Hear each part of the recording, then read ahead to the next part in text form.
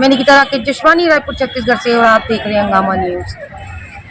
शिक्षक जो कि शिक्षा देने के लिए सर्वप्रथम माने जाते हैं, कहीं ना कहीं शिक्षकों को भगवान का भी दर्जा दिया जाता है, लेकिन आज का समय ऐसा है कि शिक्षक ही अपनी भर्ती के लिए और बच्चों को शिक्षा देने के लिए, खुद शिक्षक बनने के लिए जद्दोजहद करते हुए यहाँ पर नज़र आ रहे हैं। ये वही शिक्षक है जो हमारे बच्चों का भविष्य तय करने में कहीं ना कहीं हमारी मदद करते हैं। ये वही शिक्षक है जो समाज को सुधारने के लिए आगे आते हैं, लेकिन आज इन्हीं शिक्षकों का भविष्य दांव पर नज़र आ रहा है।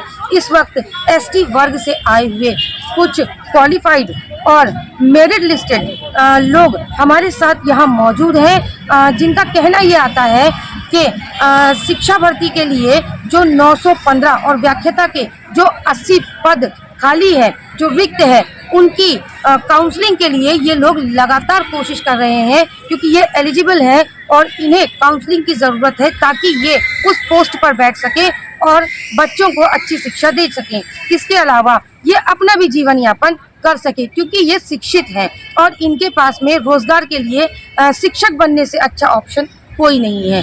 तो अब इस चीज़ को लेकर के ये लोग लगातार पिछले 1.5 साल से मंत्रियों का और अधिकारियों का दरवाज़ा खटखटा रहे हैं, लेकिन अभी तक किसी ने भी इन्हें संतुष्टि भरा जवाब नहीं दिया है। जब भी ये किसी मंत्री के पास जाते हैं या अधिकारी के पास जाते हैं तो वो सिर्फ और सिर्फ इन्हें आश्वासन ही देते हुए नजर आए हैं। अब आइए इनसे हम आपको जोड़ते हैं और इनकी आप बीती, इनकी समस्या इन्हीं से आपको सुनवाने की कोशिश करते हैं। तब तक बने रहे हमारे साथ और देखते रहिए हंगामा न्यूज़। छत्तीसगढ़ की राजधानी रायपुर के कलेक्ट्रेट मैदान में आप सभी विभिन्न जिलों से आए हैं और यहाँ पे इकट्ठा हुए हैं। क्या मामला है और क्या कुछ है, इसके बारे में कुछ बताइए। सर, हम लोग 2023 सीधी शिक्षक भर्ती के पात्र अभ्यर्थी हैं। सर, ये जो हमारी भर्ती है ये मार्च 2024 के बाद से काउंसलिंग की प्रक्रिया हमारी रुकी हुई है और अभी तक इस मामले में काउंसलिंग जो हमारी है वो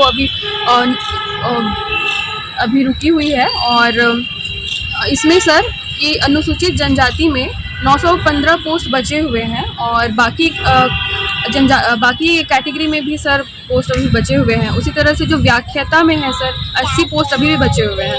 तो हमारी मांग यही है सरकार से कि जो हमारी काउंसलिंग की प्रक्रिया है इसको रीस्टार्ट करते हुए जल्दी से जल्दी काउंसलिंग की प्रक्रिया को पूरी कराई जाए, क्योंकि हम सभी पात्र और एलिजिबल कैंडिडेट्स हैं और हम सभी इतने दिनों तक वेट कर रहे हैं सर, और हमारी जो काउंसलिंग की प्रक्रिया है वो रुकी हुई है। तो बस सरकार से यही हम उम्मीद लेकर आए थे कि हमारी मांगों को सुनते हुए इस पर कोई प्रतिक्रिया हमें दे। आप लोगों के द्वारा कहाँ कहाँ इसके बारे में सूचना दी गई है? सर, आज हम लोग मॉर्निंग में आए तो हम माननीय श्री अजय चंद्राकर जी से अभी हम लोगों ने मुलाकात किया, तो उन्होंने लेटर वगैरह लेकर के कहा है कि वो मुख्यमंत्री जी से इस बारे में बात करेंगे, लेटर उनको लिखेंगे और विधानसभा में हमारी बातों को रखने का उन्होंने हमें आश्वासन दिया है। और उसके बाद फिर हम गए हुए थे सर माननीय जो हमारे प्रदेश अध्यक्ष हैं श्री किरण सिंह देव जी के पास में, तो उन्होंने भी हमारी बातों को सुना और फिर उन्होंने हमें बोला है कि हम मुख्यमंत्री जी से इस बारे में आज ही शाम को चर्चा करेंगे। छत्तीसगढ़ के किन जिलों से आप सभी आए हैं? सर, मैं झारखंड बॉर्डर जसपुर जिला जहां से हमारे माननीय मुख्यमंत्री जी आते हैं, मैं वहीं से आ रहा हूं। लगभग मेरा 7वां-8वां बार हो गया है। यहां से DPI से लेकर सभी मंत्रियों के पास मिलने के लिए आते हैं हम लोग, लेकिन हमको आश्वासन ही मिलता जाता है कि आप लोग का होगा काउंसलिंग होगा बोलते, लेकिन अब तक काउंसलिंग नहीं हो रही है। इसलिए हम लोग सभी पात्र अभ्यर्थी पूरी तरह से पीड़ित हैं, दुखी हैं। हमने 12 साढ़े 12 घंटा तय करके यहाँ तक आते हैं, लेकिन बस हमको आश्वासन ही मिल पाती है सर। हमें बहुत तकलीफ की बात है। हमारी छोटे छोटे बच्चे हैं, बोलते हैं कि क्या होगा कि नहीं जी, बोलते हैं हमको बहुत पीड़ा होता है। हमें क्या बताऊँ आप लोगों को यार। सरकार से हमारी यही विनती है कि हमारी जो जितने भी पद बची है उसकी सभी पदों पर काउंसलिंग जल्दी स्टार्ट कर दे और हम सभी पीड़ित अभ्यर्थियों को एक रोज़गार मिल जाए और शिक्षक विहीन स्कूल में जाके हम लोग बच्चों को अच्छी शिक्षा दे सकें। विगत कितने वर्षों से आप सब अपनी मांग में बैठे हुए हैं या आपकी मांगें चल रही हैं? लगभग हम लोग का 1 वर्ष हो चुकी है सर, जब से भर्ती निकली थी तब से। और एक तो बीच में आचार संहिता और लोकसभा का आदर्श संहिता लगा, तो उसमें 5-6 महीना ऐसे ही निकल गया सर। तो बीच में ऐसे बोलते हैं कि DPI जब जाते हैं लोग शिक्षण से चलाने तो वैधता ख़त्म हो गई है बोलते हैं सर। तो हम यही सरकार से निवेदन करते हैं कि वैधता बढ़ाते हुए हम सभी पदों पर काउंसलिंग प्रक्रिया जल्द से स्टार्ट की जाए।